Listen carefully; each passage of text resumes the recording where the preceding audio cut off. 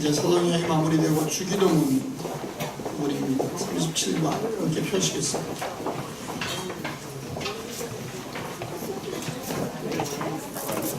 예수님이 직접 가르쳐 주신 기도 내용 가운데 첫 번째죠.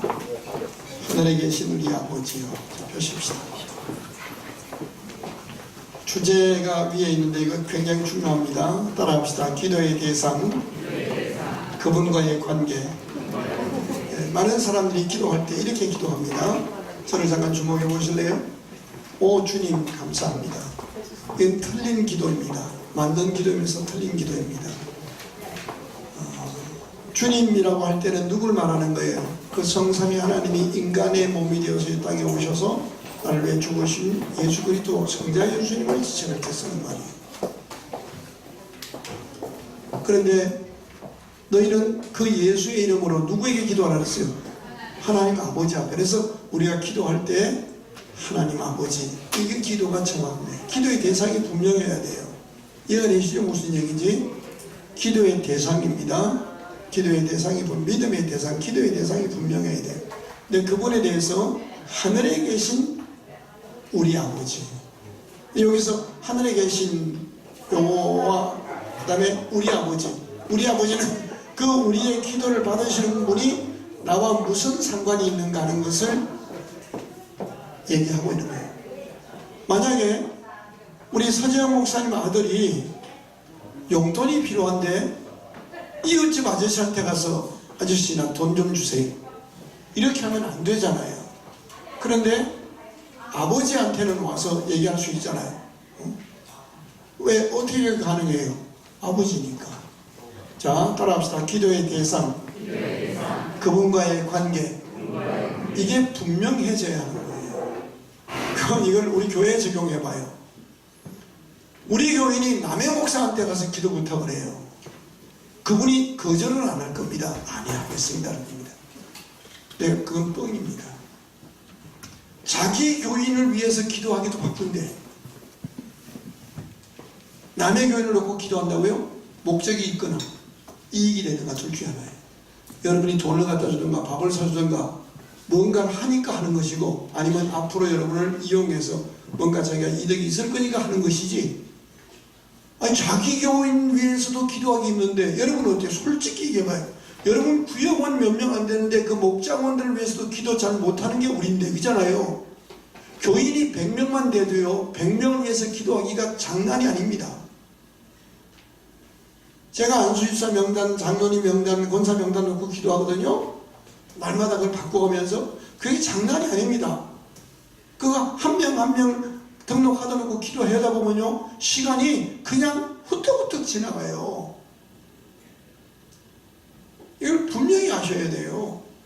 여러분 부인이 남편이 아닌 아내 남자한테 가서 윙크하면서 나 좀 사랑해달라고, 이거 아니잖아요. 대상이 분명해야 돼요. 대상이. 그리고 관계가 분명해야 돼요. 이거를 알지 못하면 기도가 힘이 없어져요. 그리고 추상적이 되고 허공을 치는 기도로 빠지게 되는 거예요. 왜 예수님이 이런 기도를 가르쳤어요? 그 당시의 문화를 보면 많은 사람들이 기도의 대상에 대해서 분명하지가 않았어요. 그리고 기도의 대상을 알면서도 그분과 나와의 관계가 분명하지 않아서 자 선생이여 라는 말이 그 당시에는 제일 많이 통용되었어요. 그래서 예수님 앞에 나와서도 주여라 하지 않고 랍비여 라고 한 때가 많았어요. 예수님을 한낱 성자로 4대 성인 가운데 하나로 존경하고 믿고 따를 정도로 본 거예요. 내 기도를 들으시는 분으로 보지를 않았던 거예요. 오케이? 이렇게 서론을 설명해 놓고, 자 오늘 하늘에 계신 우리 아버지의 이 속에는 기도의 대상이 규명되어 있고, 그 다음에 그분과의 관계가 어떠한 관계가 되어 있는가? 우리 아버지, 나만의 아버지가 아니라 우리 모두의 아버지시다 하는 거 해놓고, 자 교재를 읽어가면서 하겠습니다. 주제의 이해를 돕는 예화가 굉장히 재미나요. 이건 여러분이 한번 읽어보시면 되겠습니다. 굉장히 꼭 읽어보셔야 돼요. 그리고 이걸 읽어야 목장원들이 재미가 있으니까 오프닝 멘트가 굉장히 도입 부분이 좋을 것 같아요. 자, 주제의 이해를 위한 토론 같이 읽겠습니다. 시작. 하나님은 하늘에 계시는가? 어디에도 다 계시는가? 내 마음속에 계시는가? 하나님의 구성은 세 가지다. 첫째, 하늘에도 계시는 초월성, 어디에나 계시는 편재성, 그리고 내 마음속에도 계시는 내재성. 이게 초월성, 편재성, 내재성입니다. 하나님이 어떤 공간을 차지하고 있는가라는 장소적 개념을 논할 때에는 이 세 가지 수성이 다 적용됩니다. 그러므로 하나님과 나와의 거리가 믿음과의 관계이며 거리가 됩니다. 그렇다면 나와 하나님과의 관계와 거리는 어떠한지요? 자, 하나님과 우리와의 관계는 하나님을 아버지로 부르지 못하면 하나님은 멀리, 그러니까 여기서 하늘에 계신 이라면 그냥 초월에 계신 하나님, 하늘님, 그래서 나하고는 먼 분으로 생각하기 쉬운데 여기 하늘에 계신 이 말의 정확한 하늘의 의미는요, 몇 페이지 나오는 거면 211페이지에 하단에서 위로 6째 줄 한번 봐요. 그러므로 라는 거기에 아주 정확히 규명을 해놨어요. 같이 읽겠습니다. 그러므로 하늘은 하나님의 주권으로 통치하는 세계를 통칭한다. 그러니까 하늘에 계신 이 말은요, 스카이, 이 공간적 하늘을 얘기하는 것이 아니라 온 우주를 지으시고 통치하시고 다스리시고 완성해 가시는 하나님의 통치의 전 영역을 뭐라고 하는 거예요? 하늘. 그러니까 하늘에 계신 아버지 이 말은요, 우주를 지으시고 운행하시고 통치하시고 붙드시고 이루어 가시는 하나님, 그런 뜻입니다. 이해가 되시죠? 하나님의 통치하시는 세계 전 영역을 말하는 거예요. 이해가 되는 무슨 얘기인지? 이게 하늘에 계신다는 거예요. 이 공간적 개념이 아니라 통치적 개념이다 하는 거 꼭 기억하시면 좋겠어요. 이해가 되시죠? 그분이 모든 것을 다스리고 운행하시기 때문에 하늘을 하는 거예요. 이해가 되시죠? 그런데 그 하나님이 그냥 나하고 먼 하나님이 아니라 그 하나님을 우리는 뭐라고 불러요? 아버지로 부르는 거예요. 예수 그리스도를 통해서 우리가 그분을 아버지로, 우리는 그분의 자녀로. 이해가 되시죠? 그러니까 그분은 우리 기도를 들으시는 거예요. 서러운, 여러분 읽어보시고요. 1번, 하나님은 뭐 하신 분이다? 영원하신 분이다. 이건 영원은 하나님의 속성입니다. 그러니까 이 영원의 의미가 중요한 것은 불변과 상관이 있는 거예요. 우리는 조속으로 변하는데 하나님은 변하지 않으셔요. 영원부터 영원까지 계셔요. 우리가 강아지 집 하나를 만들어도 자다가 갑자기 해서 미친 사람처럼 만들잖아요. 강아지의 규모, 크기, 앞으로 미래에 새끼 낳았을 때 생각해서 머릿속에 강아지 집도 설계를 하고 만들어요. 하물며 온 세상을 지으시고 우리를 만드시는데 아무 생각 없이 하나님 낮잠 주무시다 갑자기 일어나서 미친 듯이 만들지 않았다는 거예요. 하나님의 거룩한 뜻을 가지고 만드신 거예요. 옆에 분 한번 보세요. 온 우주를 만드시고 그 속에 여러분을 만드셨어요. 서영수 권사님, 안희준 권사님, 장군순 전사님 만드셨어요. 생기게 좀 작고 못생긴 것 같아도 하나님의 작품이라는 거예요. 무지하게 시험 들었어 지금. 그건 아니야. 따라 우리 옆에 분하고 인사합시다. 당신은 하나님의 작품입니다. 시작. 근데 무슨 작품이요? 걸작품. 하나님의 걸작품. 하나님의 작품. 하나님의 작품이. 자, 여기 영원하신다 하는 말은 뭐하고 연결된다? 불변하시다. 그분이 나를 만드실 때 창세전에 우리를 만드셨잖아요. 그분이 우리를 부르셨잖아요. 그러니까 이 말은요, 영원전부터 이 우주를 다시던 그분이 하나님의 때에 나를 이 땅에 생명으로 태어나게 하시고 우리를 통해서, 나를 통해서 받으실 영광을 계획하셨다는 거예요. 믿으시면 아멘. 근데 그걸 누가 빼앗아요? 마귀가 빼앗아서 하나님을 부인하게 만들고 하나님 어디 있냐고 얘기하고 독립선서를 낭독하고 내가 내 마음대로 살아요. 독립선서 낭독하게 하는 것은 뭐하고 똑같은 거면 이북 사람들이 우리 민족끼리 그러는 거예요. 그러니까 정말 우리 민족끼리가 아니죠, 그죠? 그래서 잡아먹으려고 그러잖아요. 내가 너무 보수적이에요? 똑같은 거예요. 독립시켜요. 근데 독립이 아니에요. 자기 휘하에 쫄개를 삼으려고 하는 거예요. 우리가 하나님의 딱 하나님 자녀로 있으면 우리를 못 건드리니까 그러는 거예요. 그런데 하나님은 변함이 없으시기 때문에 우리가 기도할 수가 있는 거예요. 믿으십니까? 내가 타락했어도 당자가 되었어도 돌아오면 그분은 나를 아버지로 나를 기다리시고 나를 자녀로 맞이하시기에 우리가 그분께 기도할 수 있는 거예요.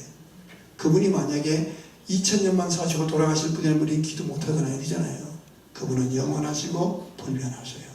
그분은 그냥 단순히 영원하고 불변한 것이 아니라 온 우주를 만드시고 완성하시고 통치하시는 분이시며 하늘에 계신 분이시며 그분은 영원하신 분이 믿으시면 아멘. 이걸 설명하는 것이고, 그 다음에 두 번째, 하나님은 하늘에 계신다. 이 하늘은 뭐라 그랬어요? 공간적 개념이 아니라 통치권, 이 모든 것을 다스리신다. 왜 이럴까요? 이게 대비 개념이에요. 이게 이제 헬라 철학을 이해하면 이런 표현을 이해할 수 있는데, 저를 주목해봐요. 따라합시다. 우리는 자꾸 이렇게 이제 우리 논리로만 생각을 하는 거예요. 그런데 우리 논리라는 것은 눈에 보이는 것, 육합원칙, 요것이 전부 진리인 것으로 자꾸 생각하는 거예요. 왜? 우리가 피조물이니까 피조물인 내가 볼 때 아무리 똑똑해도 안면밖에 안 보인다는 생각을 놓치고 내가 눈에 보이는 것은 다 완벽하다고 생각을 하는 거예요. 그런데 하나님은 그런 분이 아니고 그분은 초월하시면서도 우리 속에 계시는, 우리 작은 피조물 속에 담을 수 없는 하나님인 것을 설명하기 위해서 지금 이렇게 이런 표현들이 나오는 거예요. 그러니까 쉽게 말하면 하나님은 하늘에 계신다 하는 것은 하나님은 전 영역을 다스리시는데, 이 하늘이란 개념이 공간적 개념이 아니라 유한한 것이 전부인 것처럼 믿고 있는 우리들에게 하나님의 통치 세계가 있음을 인정하는 그런 걸 말합니다. 자, 요거는 요 하늘에 대한 개념만 이해할 수 있으면 되겠습니다. 넘어가실까요? 212페이지 맨 위에 같이 읽겠습니다. 시작. 우리가 믿고 기도하는 기도의 대상은 하늘에서 만물과 만유를 주관하시고 다스리시는 전지전능하신 하나님이십니다. 이거 성경 꼭 읽어야 돼요. 사도행전 17장 시작. 우주와 그 가운데 있는 만물을 지으신 하나님께서는 천지의 주제시니 손으로 지은 전에 계시지 아니하시고 또 무엇이 부족한 것처럼 사람의 손으로 섬김을 받으시는 것이 아니니 이는 만민에게 생명과 호흡과 만물을 친히 주시는 이심이라. 믿으시면 아멘. 우리가 하나님 섬긴다 하지만 솔직히 하나님께 받은 것을 가운데 다 누리고 지키기 전 것을 그분께 되돌려 드리는 것이지, 그래서 우리가 섬겨놓고 천국 가서 면류관 받으면 어떻게 했어요? 바로 벗어 던졌다. 하나님의 것은 하나님이 받으실 영광입니다. 이게 우리는 자꾸 내 것을 가지고 준다고 생각해요. 그러니까 부모 용돈 드리는 것을 용돈 드린다고 생각하니까 손이 벌벌 떨리는 거예요. 아내들이 남편이 부모 돈 드리는 거를 막 눈에 도끼를 품고 막 발을 떨면서 덤비는 거는 그걸 자기 거라고 생각하는 거예요. 자기 남편을 낳아주고 길러주고 다 주신 거 생각하면 지금 누리는 것도 다 부모의 은혜인데 부모님께 다 드려도 갚을 길이 없지만 적게 드려 죄송한데 이런 마음이 있어야 되는데 5만원짜리를 주면 난리를 피는 거예요. 경기하는 거예요. 만원짜리 1000원짜리 주고 말이잖아요.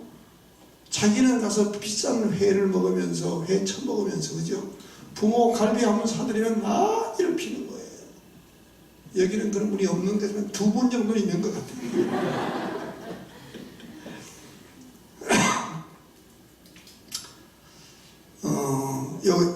210페이지 위에 부분을 꼭 좀 같이 구형들하고 읽었으면 좋겠습니다. 3번. 하나님은 지금 여기 나와 함께 하시는 우리, 그 초월하신 하나님, 통치하신 하나님, 창조주 하나님이시지만 그 하나님이 모든 것을 지으셨기에 우리 기도를 들으실 수 있습니다. 믿으시면 아멘. 근데 그분이 지금 나와 함께 하시는 우리의 아버지십니다. 관계입니다. 관계. 그 아버지는 자녀를 위해서 모든 것을 준비하잖아요. 그죠? 모든 것 준비하는 것처럼 그렇게 되는 거예요. 자, 에베소 4장 4절 6절 읽겠습니다. 시작. 몸이 하나요 성령도 한 분이시니 이와 같이 너희가 부르심의 한 소망 안에서 부르심을 받았느니라. 주도 한 분이시요 믿음도 하나요 세례도 하나요 하나님도 한 분이시니 곧 만유의 아버지시라. 만유에 계시고 만유를 통일하시고 만유 가운데 계시도다. 자, 결론은 여러분이 함께 읽으시면 되겠습니다. 저를 주목하십시오. 오늘 이과에서 제일 중요한 것은 기도의 대상이 누구냐 하는 겁니다. 우리가 기도의 대상이 부처님이 아니고 존경의 대상과 신앙의 대상을 혼돈한 삶에서 우리는 창조를 모든 것을 지어지고 완성하시는 살아계신 창조주 그 하나님을 아버지로 부르며 그분께 기도하는 겁니다. 믿으시면 아멘. 따라합시다. 존경의 대상과 신앙의 대상은 구분해야 합니다. 분명히 구분하는 거예요. 이해가 되시죠? 그리고 우리 죄를 위해서 죽으시고 부활하신 예수님 이름 때문에 우리가 하나님을 뭐로 불러요? 아버지로 부르시는 거예요. 그게 성경 구절에 나와요. 오늘 교재 가운데. 그래서 여러분이 하나님을 아버지로 부르셨기에 그 아버지는 우리를 책임지시고 우리 생명을 주신 분이기 때문에 그분에게 주의 이름으로 기도할 수 있기를 바랍니다. 아버지는 당자가 돌아와도 구하지 않은 것까지 나를 품꾼의 아들 중에 하나로 써달라고 그래요. 품꾼으로 중에 하나로 써달라는데 아니다. 이랬다가 사랑하는 내 아들이 하고 다 주시는 사랑의 아버지십니다. 그래서 그 하나님 앞에 기도할 수 있도록 그렇게 하고 오늘 구영예배를 마치면서 여러분이 기도할 제목들이 무엇이냐고 설명받고 그 기도를 여러분이 하나씩 기도해주고 축복 기도하고 마칠 수 있도록 하시면 좋겠습니다. 이해가 되시죠? 이것이 오늘 구영예배고 다음 주 수요일 구영예배는 아마 제가 힘들 것 같아요. 제가 다음 주 월요일 날 눈을 수술을 해요. 눈을 그 백내장 수술을 해서 잘 보이는데 자꾸 눈이 압이 생기고 그래서 이상하다 해서 갔더니 사실은 뭐 밑에도 좀 수술하려고 하는데 오늘 우리 이창희 목사님 데리고 그 병원에 갔더니 난 몰랐어요. 근데 역시 전문가 보니까 내가 이 위에가 이렇게 막 내려앉아서 이게 이렇게 압이 눌러가지고 이거를 찢어서 터트려내야 된다. 그래야 된다 해서 아마 하고 나면 원숭이처럼 새카매질 거라고 그래요. 근데 이제 월요일 날 해야 토요일 날 시밥을 먹고 그 다음 주 월요일 날 일본을 갈 수가 있어요. 일본 갈 때 내가 원숭이처럼 가면 안 되는데 그래서 내가 월요일 날 11시에 이제 가서 한 3시간 정도 수술하고 나면 아마 이렇게 내가 이렇게 수요 예배는 다음 주에 못 올 것 같고 아니면 뭐 새카만 선글라스를 끼고 나타나는 걸 할 텐데 그게 좀 어려울 것 같아요. 그래서 기도해 주시고 제가 좀 더 이렇게 눈은 더 나아지겠지. 눌리는 거에 그러면 잘 보이고 내가 누구를 노려봤는가 이게 그런 생각이 회개하고 좀 내가 좋은 눈으로 쳐다볼 수 있도록 하겠습니다. 나는 그냥 밑에 좀 손댈까 하고 왔다가 아주 중요한 걸 발견해서 너무 감사하고 기도하고요. 내일 목회자의 날을 위해서 많이 기도해 주시고 금요일날 왕조사 4번째 시간입니다. 이제 좀 더 매주마다 좀 패턴을 다르게 할 거니까 해주시고 주일날 오후 예배는 치교구 공동체배로 되지만 여호수아 강의 이제 2번째 강의에 진행이 되니까 따라합시다. 하나님의 경영 우리가 영적 전쟁을 어떻게 이고 어떻게 이런 것들을 배우니까 좀 나와서 배우면 좋겠다는 생각이 듭니다. 기도하십시다. 하나님 아버지 감사합니다. 천하보다 귀한 영혼들을 저희들이 어떻게 맡겨주셨는지 두렵고 떨린 마음으로 감당할 수 있도록 믿음과 사랑을 더하여 주옵소서. 다른 것은 다 포기해도 영혼을 사랑하는 이 일만큼은 빼앗기지 아니하고 정말 하나님이 기뻐하는 이 사역 힘 있는 데까지 감당함으로 우리가 위하여 기도하고 말씀 전하고 축복하고 보살폈던 영혼들이 아름답게 잘 세워져서 또 다른 영혼에게 복음을 전하고 그렇게 하나님의 구속사역을 함께 이루어가는 동역자가 되기를 기뻐하는 우리가 되게 하옵소서. 감사하며 예수님의 이름으로 기도하옵나이다. 아멘.